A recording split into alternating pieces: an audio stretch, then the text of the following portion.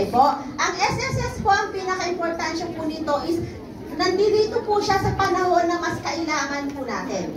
Sa panahon na hindi na po natin kaya magtrabaho, sa panahon na uuwi po tayo sa Pilipinas, sa panahon na nagkasakit tayo or nagbuntis, nandun po si SSS. Okay po? Sabi po nga nila, ang SSS po kasama mo mula pagkabuhay hanggang pagkamatay. Naniniwala po kayo doon? Yes! Okay, tama. Alam niyo kung bakit? Kasi po yung mga magulang natin, kung hindi niyo po alam, ang SSS po 67 years na po. Ibig sabihin, sobrang matagal na po tayo. So, nung pinanganak po kayo at yung magulang po ninyo is SSS member, yung nanay nyo, nakakuha po siya ng benefits. Nung namatay po, nakakuha po kayo ng benefits galing sa death claim. Ganun po kahalaga ang SSS. Okay po?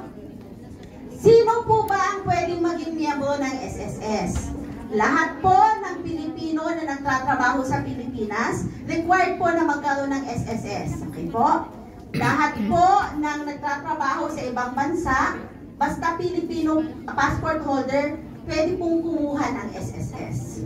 Tayo po bilang mga overseas Pilipino, ang ating pong category ay overseas Pilipino, hindi po self-employed. Okay po?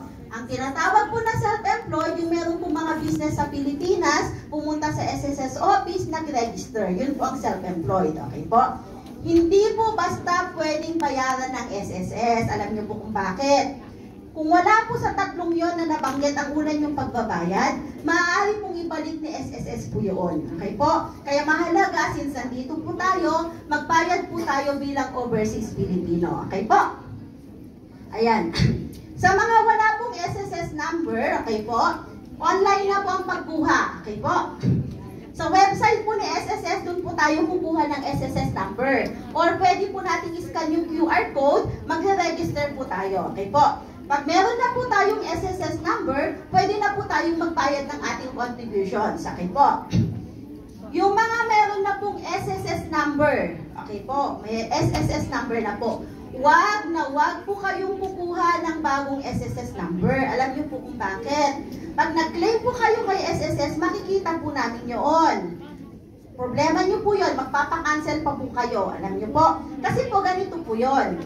Kasi yung iba nakakalimutan. Ang ginagamit single name, ang ginagamit married name, o kaya yung Maria, MA, yung mga ganon. Isang mali lang po na spelling sa pagkaka-encode, ibang tao na po yun. Okay po. Pero pag nag-claim kayo, syempre i-base natin isa-isa yun. Doon po makikita na dalawa, tatlo, ganun po. So, kung hindi kayo sigurado kung may SSS number o wala, magtanong na lang po muna kayo, huwag kayong kukuha ng bagong number. Okay po?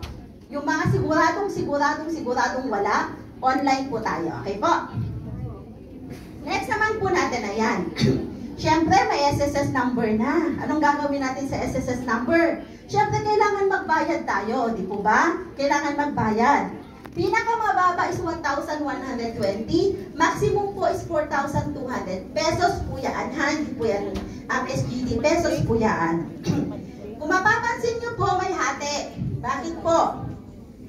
In terms of contributions po, ang maximum po natin is 2,800.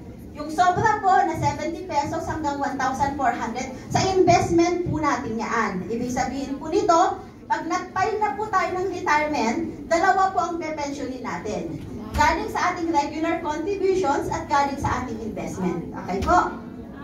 Siyempre, may SSS na. May alam ng magkano saan magbabayad. Ayan.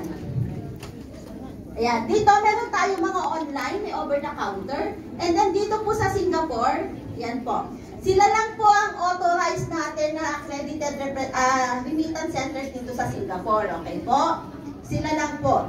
Nakikiusap po kami, kung may mga kaibigan po kayo, syempre gusto nilang kumita ng extra. Sabihin nilang sa amin na lang kayo magbayad. Mas mababa yung charge. Hindi ko po sinasabing wag yung pagkatiwalaan kasi kaibigan nyo. Risky lang po yun kasi pag di po nila pinasok, wala po kayong hawak na resibo, wala po kayong papapost kay SSS. Okay po? No receipt, no payment po tayo. Ibig sabihin nun, kung nagsabi ka sa amin sa SSS, nagbayad ako 1 taon, wala kang hawak na resibo,